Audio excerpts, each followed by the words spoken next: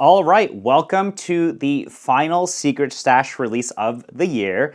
And I thought it would be interesting to wrap this one up, wrap the Secret Stash year up. We've done so many amazing releases since the beginning of the year to now with a coffee that kind of fits the holiday season. And this is from our friend Tanya of Kaveri Coffee. So this is Indian coffee. This is the Ramon Natural, or it's the, I hope I pronounced this correctly, Amruthavarshini Natural. It's a anaerobic yeast fermented natural coming out of Chikmagalur in Karnataka. So we have flavor notes of mixed berry jam, marzipan, strawberry, honey. It is a really interesting coffee, and if you have never tasted Indian coffee, this is an interesting expression of Indian coffee. And the reason why I wanted to put this coffee out there is because I know a lot of you guys, if you've been on Secret Stash, you see we do crazy stuff at times. Let's talk a little bit about this coffee, because if you've been on Secret Stash for a while, we haven't done a off-region coffee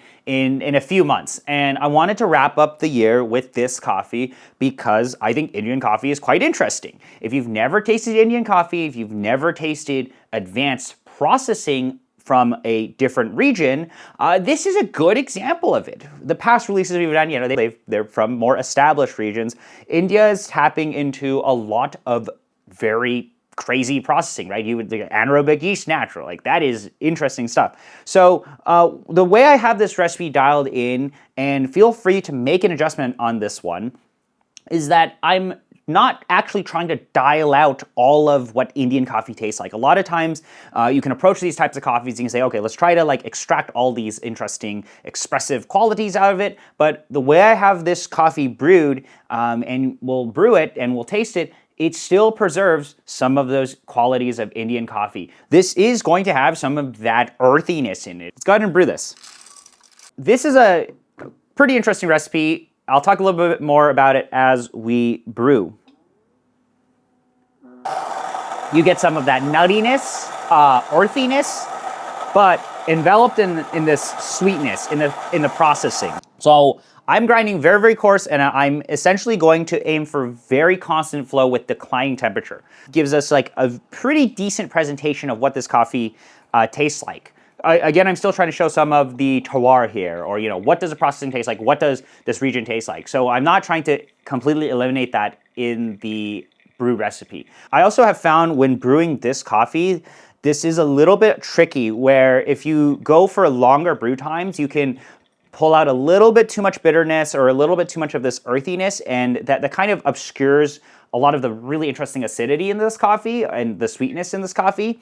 So I've opted for a very coarse grind with kind of constant flow after the second pour here. You'll see it's your machine's just kind of keep adding water. This is also not the lightest roast in the world. I would classify this as a light roast, or medium light world. I find with a lot of Indian coffees, if you go too light, they taste really, really weird.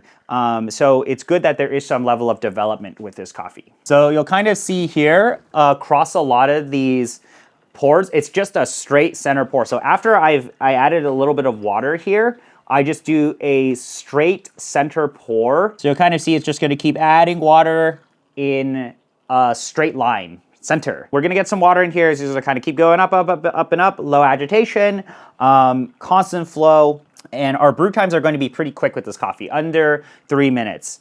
So if you just see the stream water going straight down, that is, nothing's wrong. That's just how the recipe is done. I also find this recipe to be very strong for a lot of other coffees, like Indonesian coffees, Thailand coffees, Brazil's, coffees that do have acidity in them, but you may want to potentially tame some of those harsher attributes. So here we go, here's the coffee. This is interesting. You're gonna smell earthiness, but there's some subtle sweetness in here. I would say like maybe like a honey sweetness that's in this cup. And I think the most apparent thing is still the flavor of this coffee. So we'll go ahead and taste it. A lot of sweetness.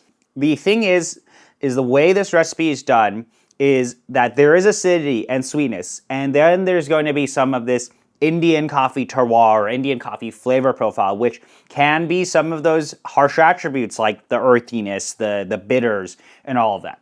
the way I have this dialed is that we're still getting a lot of this nice red fruit acidity. It's actually like I would say a red fruit enveloped in honey. Finish has some of that terroir flavor and processing flavor, but it's kind of interesting. If you've never tasted coffee like this, I think you should have an open mind to what producers are doing in these different regions. And to me, this is like, wow, they are taking these coffees and processing it in a way that they're able to push out a lot of that initial acidity that you're tasting, but it's not done in a way that is eliminating what Indian coffee tastes like, right? And I think that is kind of the thing to think about here.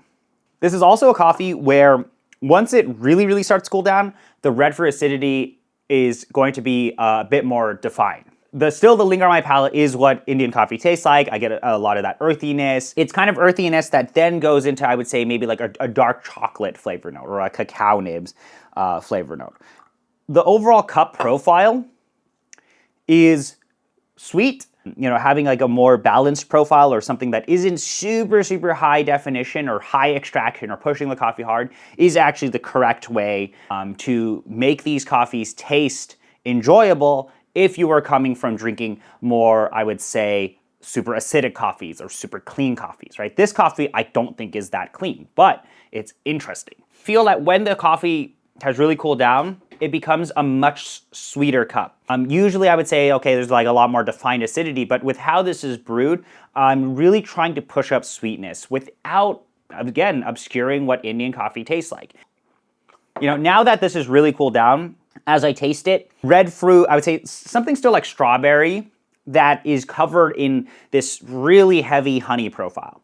That is there for, I would say 70% of the sip that you get, and then the rest of the cup is what Indian coffee tastes like. So this is kind of my approach to how I dialed this coffee in, is I did not want to get rid of what does Indian coffee taste like. So you could say that there's a lot of harshness in here if you've never had a coffee like this. But this might be one of the first few times you ever get to taste an Indian coffee that has been processed in this way, right? You're able to get the acidity, you're able to get the sweetness and the body and the heavier body actually, but you still are experiencing some of those qualities of Indian coffee. So that's the kind of interesting thing to think about.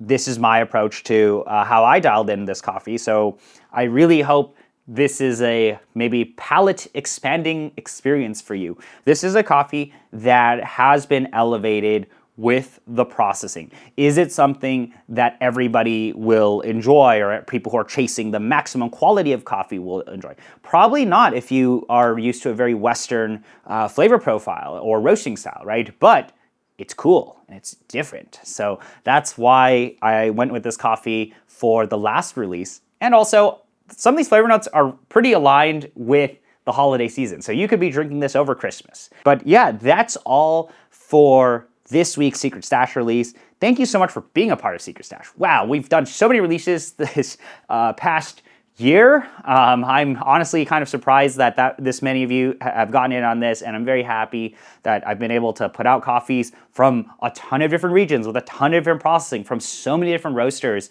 around, like a coffee from India, or we had coffees from Thailand. Great coffees that I hope you've enjoyed from very interesting roasters, small roasters like Kaveri, all the way up to some bigger roasters. So yeah, that's all for this video. Thank you so much for spending the time to watch it. If you have any questions, feel free to email me back. And otherwise, I'll see you in the next one. We have some very exciting releases for next year, especially on Secret Stash. The first release we have in January is going to be pretty good. So I look forward to seeing you all again in the next videos. Thank you so much. And yeah, have a nice day or rest of your holidays. See ya.